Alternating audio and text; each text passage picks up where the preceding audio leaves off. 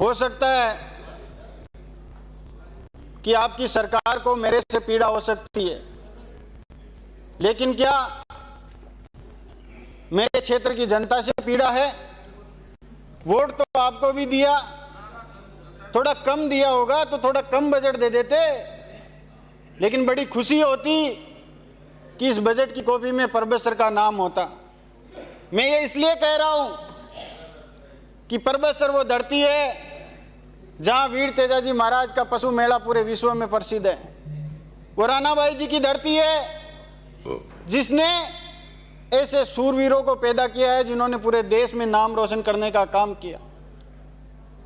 अगर इस बजट में आप लोग कुछ काम नहीं दे सकते थे तो कम से कम हमारी सरकार द्वारा जो काम चालू है उनको समीक्षा के नाम पर आप लोगों ने बंद कर दिया।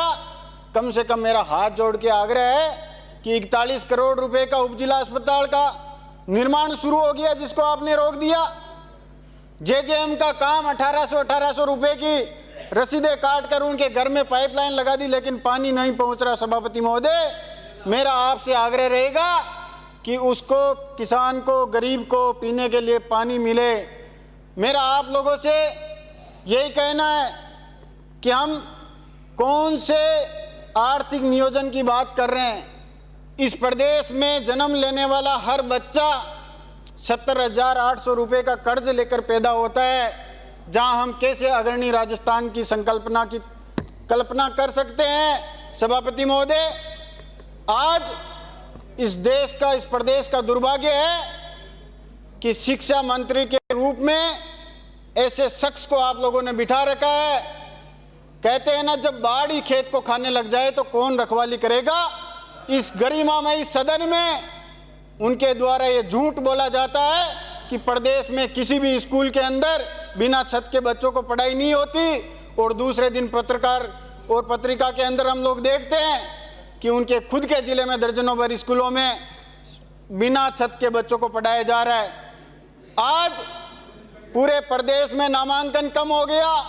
मेरी परबत सर विधानसभा क्षेत्र में जहां पिछले साल 34,000 नामांकन था, वो इस बार घटकर 21,000 हो गया। हम किस राजस्थान की बात कर रहे हैं जब हमारी आने वाली पीढ़ी को हम लोग ऐसी सुविधा नहीं दे सकते जिससे वो इंग्लिश मीडियम स्कूल में पढ़ सके। वो आने वाले समय में उन पूंजीपतियों के बच्चों के बराबर सरकारी स्कूलों में शिक्षा ग्रहण नहीं कर सके।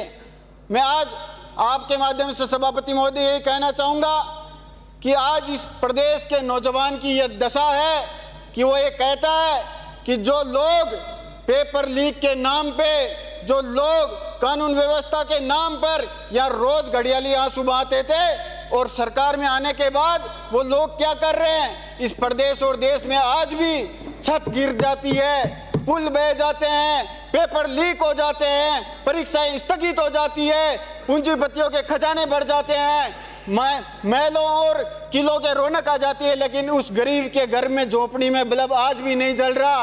और जब ये सारी दिशाएं, सारी स्थितियां पैदा हो जाती है, तब इस प्रदेश और देश में जब सारे हक छीन लिए जाते हैं, चाहे वो शिक्षा का हक हो, चाहे चिकित्सा का हक हो, चाहे न्याय का हक हो, चाहे संवैधानिक अधिकार हो, चाहे अच्छे स्वास्थ्य का अधिकार हो, उन सब हक को जब छीन लिया जाता है तो एक व्यक्ति परेशान होकर, विवश होकर चप्पल और थप्पड़ का हक का प्रयोग करता है। थप्पड़ से कुछ याद आया, आप लोगों को मेरी मुफ्त में सलाह है कि बड़े बड़े दुपट्टे सिलवा लो, क्योंकि आपकी सरकार पिछले 6 महीने में पूरे प्रदेश में विश्वास खो चुकी है। बाबा रामदेव की तरह ये दुपट्टा मुंह ढक कर आपकी जान बचाने के काम आएगा। इसलिए मैं आज आप सब लोगों से ये दरख्वास्त करना चाहूंगा सभापति महोदय कि हम नौजवान छात्र संघ की राजनीति करके यहाँ आए। मेरे साथ सैकड़ों ऐसे छात्र नेता है जो इस सदन में और इस प्रदेश और देश की संसद में भी वो उनका।